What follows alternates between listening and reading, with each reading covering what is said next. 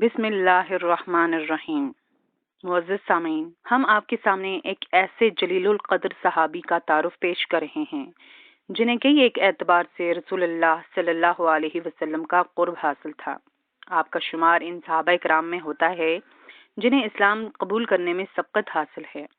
آپ رسول اللہ صلی اللہ علیہ وسلم کے پھوپھیزاد بھائی تھے۔ آپ کو رسول اللہ صلی اللہ علیہ وسلم کا نسبتی بھائی ہونے کا بھی شرف حاصل ہے، کیونکہ ام المومنین حضرت زینب بنت جہش نبی کریم صلی اللہ علیہ وسلم کی زوجہ مطہرہ تھیں۔ یہ وہ پہلے خوش نصیب شخص ہیں جن کے ہاتھ میں پہلی مرتبہ اسلام کا پرچم تھمایا گیا۔ انہیں یہ عظمت بھی حاصل ہے کہ سب سے پہلے انہیں امیر المومنین کے لقب سے پکارا گیا۔ یہ عظیم المرتب صحابی حضرت عبداللہ بن جہش رضی اللہ تعالی عنہ ہیں۔ حضرت عبداللہ بن جہش رضی اللہ تعالیٰ عنہ کو یکے بعد دیگرے 2 ہجرتوں کے بعد ابھی مدینہ میں قرار ملا ہی تھا، اور قریش کے ہاتھوں بے پناہ اذیت اٹھانے کے بعد انصار کی معاونت و ہمدردی میں ابھی تھوڑی سی راحت محسوس ہوئی تھی کہ انہیں اچانک اپنی زندگی کے کٹن امتحان اور تلخ تجربے سے گزرنا پڑا۔ معزز سامعین، اس تلخ داستان کو ذرا غور سے سنیں۔ پہلی مرتبہ رسول اللہ صلی اللہ علیہ وسلم نے جن 8 صحابہ کرام پر مشتمل ایک قافلے کو فوجی مہم پر روانگی کے لیے تیار کیا، اس میں حضرت عبداللہ بن جہش اور سعد بن ابی وقاص رضی اللہ تعالیٰ عنہ بھی تھے۔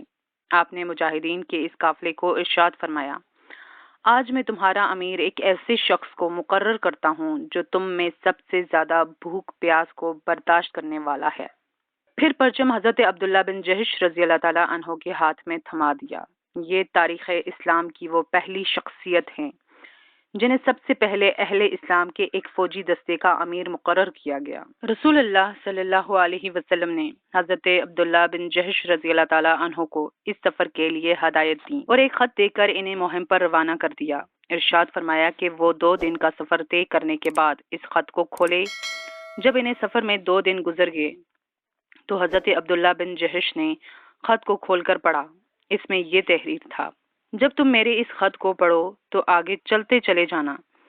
جب طائف اور مکہ کے درمیان نخلستان آئے گا وہاں پڑاؤ ڈال دینا اور یہاں بیٹھ کر قریش پر کڑی نگاہ رکھنا، اور جو بھی صورتحال ہو ہمیں اس سے آگاہ رکھنا۔ جب حضرت عبداللہ بن جہش رضی اللہ تعالیٰ عنہ نے آپ صلی اللہ علیہ وسلم کا خط پڑھ لیا تو اپنے ساتھیوں سے کہا کہ رسول اللہ صلی اللہ علیہ وسلم نے مجھے حکم دیا ہے کہ میں نخلستان میں پہنچ کر قریش پر کڑی نگاہ رکھوں اور صورتحال سے آپ کو مسلسل آگاہ کرتا رہوں۔ جو آپ میں سے شہادت کی تمنا رکھتا ہے وہ میرے ساتھ چلے، اور جسے شہادت کا شوق نہیں وہ بڑی خوشی سے واپس جا سکتا ہے۔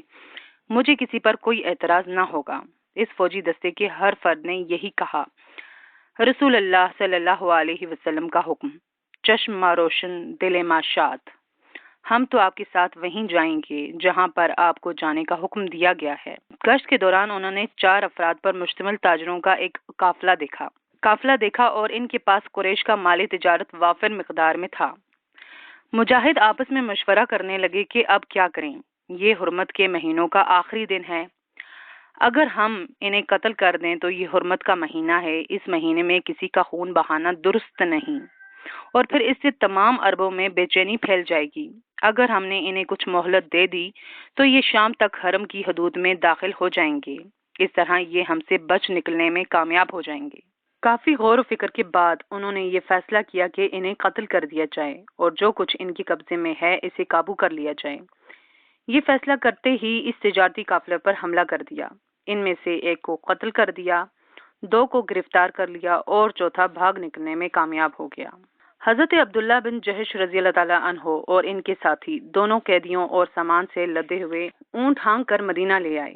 جب یہ قافلہ رسول اللہ صلی اللہ علیہ وسلم کی خدمت میں حاضر ہوا تو آپ نے ان کی اس کارروائی کو ناپسند کیا اور ان سے کہا، میں نے تو آپ کو اس کارروائی کا حکم نہیں دیا تھا، میں نے تو تمہیں صرف یہ حکم دیا تھا کہ قریش کی نقل و حرکت پر نگاہ رکھیں، ان کی خفیہ کارروائیوں سے ہمیں مطلع کرتے رہیں۔ دونوں قیدیوں کو تو آپ صلی اللہ علیہ وسلم نے اپنے پاس ٹھہرائی رکھا تاکہ ان کے متعلق کوئی مناسب فیصلہ کر سکیں، اور سامان میں سے کسی کو ہاتھ نہ لگایا۔ رسول اللہ صلی اللہ علیہ وسلم کے تیور دیکھ کر حضرت عبداللہ بن جہش رضی اللہ تعالیٰ عنہ اور ان کے ساتھی حواس باختہ ہو گئے۔ انہیں اس بات کا شدت سے احساس ہوا کہ ہم تو آپ صلی اللہ علیہ وسلم کی حکم عدولی کر کے ہلاک ہو گئے۔ مزید تکلیف دہ صورتحال یہ پیدا ہوئی کہ تمام صحابہ کرام نے ان سے بائیکاٹ کر دیا۔ جو بھی سامنے آتا منہ پھیر کر گزر جاتا۔ سب کی زبان پر یہی کلمہ تھا، یہ وہ اشخاص ہیں جنہوں نے رسول اللہ صلی اللہ علیہ وسلم کا حکم نہیں مانا۔ اس وقت تو ان کی پریشانی کی کوئی انتہا نہ رہی جب انہیں یہ معلوم ہوا کہ قریش اس واقعے کو رسول اللہ صلی اللہ علیہ وسلم سے بدلہ لینے کے لیے اپنے حق میں استعمال کر رہے ہیں، اور تمام قبائل میں یہ پروپیگنڈا کر رہے ہیں کہ محمد صلی اللہ علیہ وسلم نے حرمت کے مہینے کو حلال قرار دیا ہے۔ اس میں انہوں نے ناحق خون بہایا، مال چھینا، بے گناہوں کو گرفتار کیا۔ حضرت عبداللہ بن جہش رضی اللہ تعالیٰ عنہ اور ان کے ساتھی بے پناہ غم و علم میں مبتلا ہو گئے، اور انہیں شدت سے اس بات کا احساس ہوا کہ ہم یہ اقدام کر کے بہت بڑی مصیبت میں گرفتار ہو گئے ہیں۔ ایک دن یہ غم و علم اور پریشانی کی تصویر بنے بیٹھے تھے، اچانک ایک شخص نے انہیں مبارکباد دی اور کہا کہ اللہ سبحانہ و تعالیٰ نے تمہیں بری کر دیا ہے۔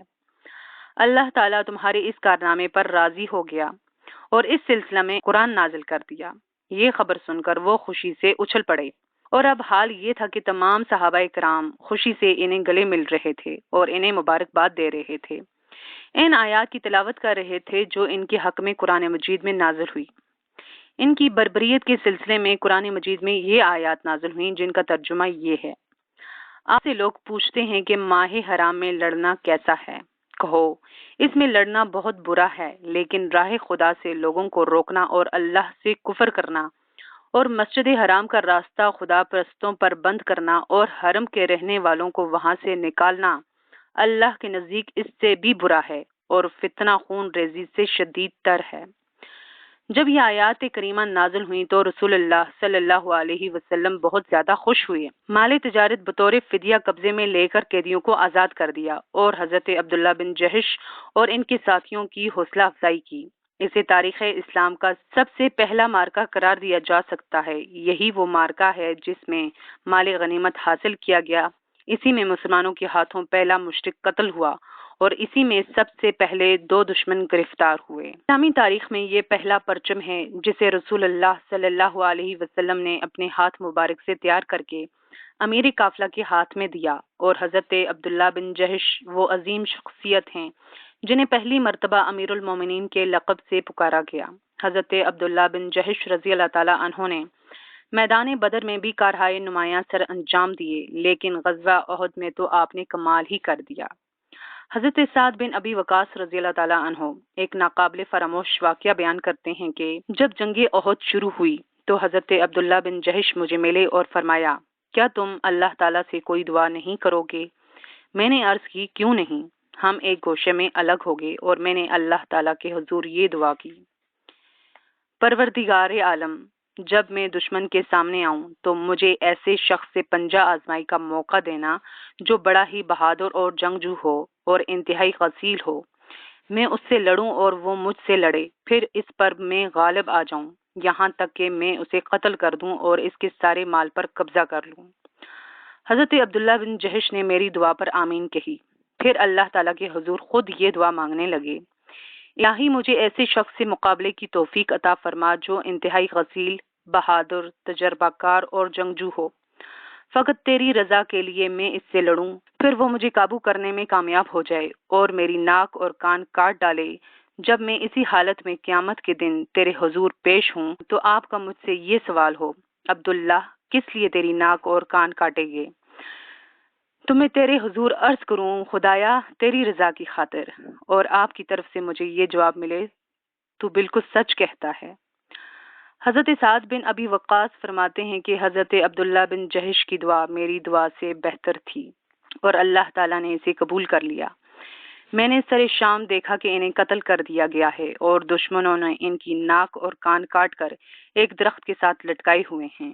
اللہ سبحانہ و تعالیٰ نے حضرت عبداللہ بن جہش رضی اللہ تعالیٰ عنہ کی دعا کو قبول کر لیا اور انہیں شہادت کا شرف عطا کیا، جیسا کہ ان کے ماموں سید الشہداء حضرت امیر حمزہ کو شہادت کا اعزاز بخشا گیا۔